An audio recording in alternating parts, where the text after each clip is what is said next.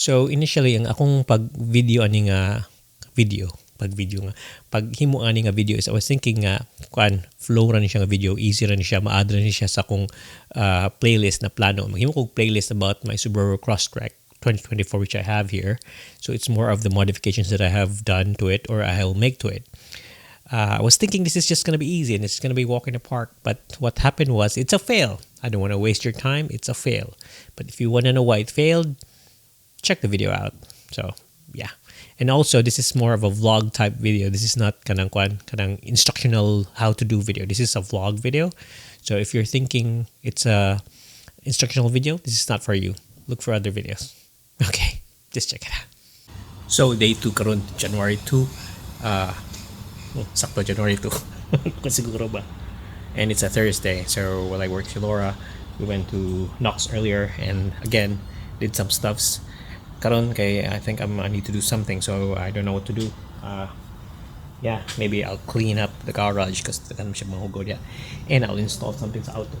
I bought something sa auto para sa akong dashcam, and I think my dashcam is well thought of. Akong dashcam kay naka-connect siya sa power supply and then naka-connect po siya to a microphone straight to the muffler. So ang kaning sa akong Crosstrek is that every time paandar na ako, ginakuha niya ang audio sa muka sa langgam. Ginakuha niya ang audio sa may tabutso. Pakita mo sa langgam ha, kadi lang. Sa mo nang duha diya kabuk. Muna mga langgam langas kayo, colorful kasi lang langgam to sa likod. Muna sila diha langasan. So balik ta, magkadang kuan ko, mag-set up ko sa kanakuan ako ning itaod ang sa muka mga langgam boy. Ang tao daw panis sa kanan. So let's just do it. Maghimo ko kanang playlist about my Subaru Crosstrek. Nagagi kog videos about ani, but the thing is wala pa na ako na post tanan. So I'll try to post more videos about it. But for now, since I just got this one here, what it is kanang kuan siya, kanang para sa dashcam ba. So when you have a dashcam, it would need a power supply. So kung mag power supply ka sa dashcam from the car lighter charger, daghang kag wire pa dong taas. That's what I'm using, and it's ugly. Ang uban ilang gina-wire direct sa kanang murag fuse box sa auto. So you gonna wire it directly up to imong isuksok mo kilid sa windscreen. But the thing is, daghang kag wire ginabuhat-buhat, daghang kag mga wiring, and the thing is, ang wiring niya imong gi-jumper nga to sa fuse box basig dili safe ba. So for this case, sayon na kani siya kay kani akong Subaru Crosstrek 2024 naa siya kanang kuan na siya dimming rear view mirror. So what a dimming rear view mirror is that ang iyang rear view mirror is kung muhayag ang likod, kung sakyanan mo sa likod nag high beam, hayag kayo, iyang i-dim ang light para di ka masilawan, mag-drive ka, kahit laghayag ang likod, mabangga niya ka ba. So kana siya na siya feature nga mo dimming. The thing is kanang dimming, of course, na siya electronics na siya kanang cables, na siya plug.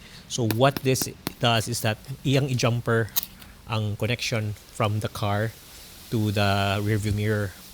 Yeah, the car from the rear view mirror, and inig-jumper niya kadang sa to gani iyarang kwaon ang positive ug negative nga power supply. So katong positive ug negative power supply niya ihimuag plug nga para sa kuan USB-A para sa imong dashcam. So it's gonna look like this. So muna siya. Let's try. I'm gonna show you. So muna siya. This is the jumper. So butang ni siya sa kanang rearview mirror, ari power supply ni siya, then rearview mirror. So imurang gi-cut ang connection sa tunga sa aning mga mga sa tawag niya. Kalipos pa nga ni kanang mga plug ba, kaning mga connectors ba. So nagkuha lang kag duha ka buhak wire diha. Ya imo lang ang positive ra. Ya imo lang gimuag kanang para plug USB-A para sa imong dashcam. So imo ra ning siyang i-stick bisag asa, and ang nakaniut ani is when you see my setup here, makayong ka bitaw sa kasi my setup here is that kuan siya kanang na ako'y dashcam, yan nasad siya padung sa power supply, yan nasad siya kanang kuan padung sa audio. So nag-plug kog microphone sa likod sa akong tambutso. Munang akong dashcam kay di man sad siya normal na dashcam, akong dashcam kay action cam man. I'm using the Insta360 right now because ang Insta360 na siya option nga inig-paandar nimo, i-on nimo sa power, mo record siya, inig-off nimo sa power, mo stop siya recording. So ang auto, paandar nimo sa auto, mo record siya. Nig-stop na ko sa auto, mo stop siya recording, and kaya naka-action cam, stabilized siya, wide pud siya, 4K. So nindot kayo. So I'm gonna install this today. And yeah, this is one of my upgrades for my Subaru Crosstrek 2024. Again, daghang kong upgrades na buhat in the previous days and months ago because I just got this last April. Today's January, so almost pila na gid siya ka months. Happy na siya mag 1 year. But the thing is, we're gonna install it now. I'm gonna show you my dashcam setup also. So yeah, let's go. Okay, bye. So muna siya ang naa sa box. It's a Dongra dashcam power adapter and it's a 5-pin Type E. Muna siyang gamit na ko sa kong Subaru Crosstrek. What's inside? First thing makuha is these ones here. So you have this.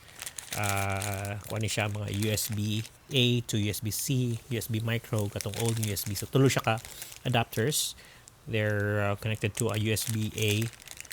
Kaya mo may i-connect sa main line. So you have a pry tool. Muna siyang para pry. Para lugit-lugit nimo sa mga plastic. And then you have this, finally, the item. It's this one here, itong tanggalon. So yeah, so what it is comprised is this jumper cable para sa USB, sa mirrors. So there you go, these are the jumper cables. Na siya breakaway cable sa kabuok, and it leads all the way here. And this is the USB-A, which you can stick anywhere you want to. So din mo ikuha ng power supply, din ka mo power that leads to your dashcam. So yeah, let's install it. So muna akong dashcam ba, it's an Insta360 Ace Pro, the original one. Na siya adapter para sa audio. What it does is kanin siya power supply which heads down to the console, and this one is for the audio. So ang audio niya is dito na siya sa tambutso. Naka-record na siya mga muffler sounds. And the good thing about this Insta360 Ace Pro is that, as what I've said, every time kanang mag-on ka sa car, it records it, automatically i-on niya ang kaning dash cam or this action cam, and then it starts recording. Inig off nimo, wala na power supply mo goes ngari, mo stop siya recording and then mo save sa file. So it's very good. It can be used as a dash cam. The thing is, problema is na yung mga wires ngari. So we're gonna try to remove all these wires from here, kaning mga wire, and then we're gonna move the power supply up here. We're gonna install that thing up here, and ang akong kanang audio nga murag microphone ako, I'm gonna try to install it from above, so that it's going to be clean. So what we need to do right now is just a power supply. Let's do it. So kani siya bay, new system siya sa ilang yun ani. Ang old system is kanang nakay murag i-disconnect diri para ipasud sa lungag. Kani siya kay nindot siya kay nanangari ang kuan. Marila nimo i-disconnect, which is like that. And then kani siya dito ibili na nimo niya. Kani siyang pikas tumoy. This one here, you're just gonna fish it in katang murag lungag mo ipasud ngadto. So nakanindot is separate na siya. And you can buy a connector for this in case maguba ni siya. You can plug this anywhere. You can use this system anywhere. So very good. Very good. Okay, let's install. So nabuhat na yun ako before kay nag-uninstall ko sa start stop mechanism maning auto ha. And then this is just so easy. You just have to remove this part here. Kanin siya nga part. And then nanay duha ka screw ngari, then humaning tatang screw imo ning i-pry din napita. So yeah, let's do it. Let's try to open it now. So first things first, what you're going to do is you're going to pry it from below here. Naabli na nako siya, but the thing is you have to pry it from down here to remove the clips down here and on the sides. Kay nasa ni siya clip sa taas. So diri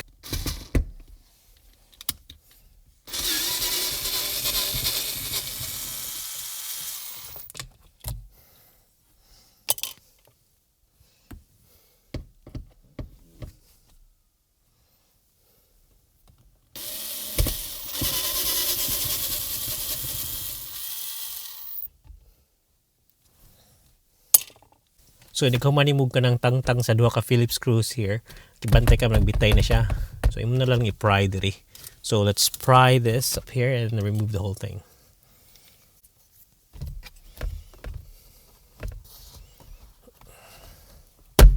There you go. So there you go. And there it is. So We'll try to remove the light. Okay. So ato ni siyang tangtangon kaning connector diri, kaning usa ka connector diri, because it connects to the lights and it connects also to the microphone. So ato ning tangtangon para di na siya magbitay diri. So once matangtang na nimo bay, mangita ka tong connection sa mirror. So I think mo to siya ang connector sa mirror katong naa diri. We'll try to remove it and put the jumper cables there. So this is a very difficult angle. Let's see how we go. It's really difficult. It's really up there. Yeah, this is a very difficult angle. I think that's the connector there. It's so hard to remove it, but let's just try to use this pry tool to snap that thing out there. Okay, it's so hard. So hard.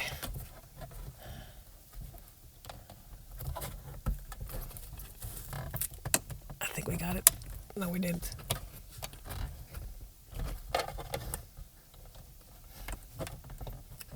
Got it. So, yeah.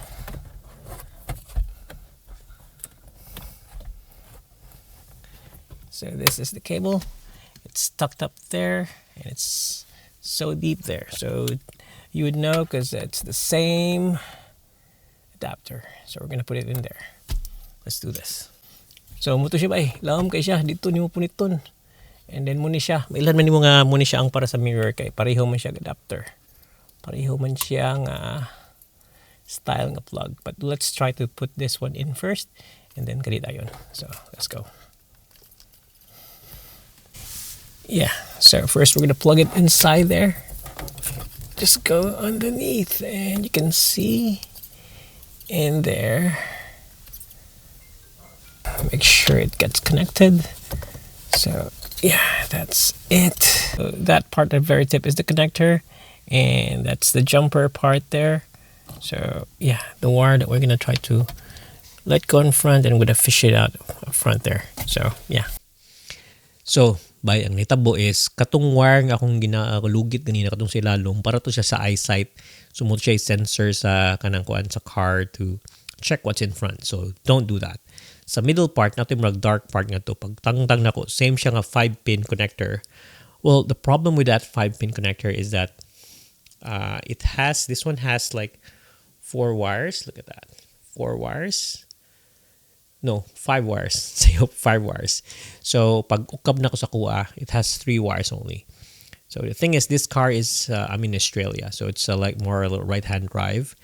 Could be nga ang wiring is not the same. From the Philippines one, I think it's the same as the US because it's a left-hand drive. Same with the US, but this is a right-hand drive. This came from Japan, so I'm disappointed kay lain siya wiring. I tried to reconnect before the auto start stop one, and it has different wiring. Yung jumper wires are different, so that's annoying. That's wala ko magamit. Napali akong auto start stop nga disabler. Yeah, and I tried to contact them. They didn't contact me. But this one here, I was supposed to contact them, but again, I already cut the wires, made jumper wires here. Because what I did was pag connect nako sa katong 3-pin, of course there are 3 pins. There are 3 colors. Ang sa black, ang duha green, ang sa gray man ito. So I tried to check the voltage with this two, and ang nigawas kay kuan kanang wala. And I tried this too, and then wala. And I tried this kanang duha sa duha ka kilid. It gave me 25 volts. I check on this one here. It says it can handle an input of 10 to 30 volts. So 10 to 30 volts. But it's only 1.8 ampere max.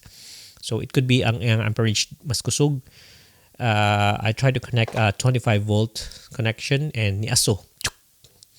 And I don't know if this works. Kani siya mo niaso. Kani siya mismo ang yung module, which is that. Muna siya niaso. So I don't know if I can still salvage this. Ingon pa ko ganahan ko ani. It's dead, I reckon.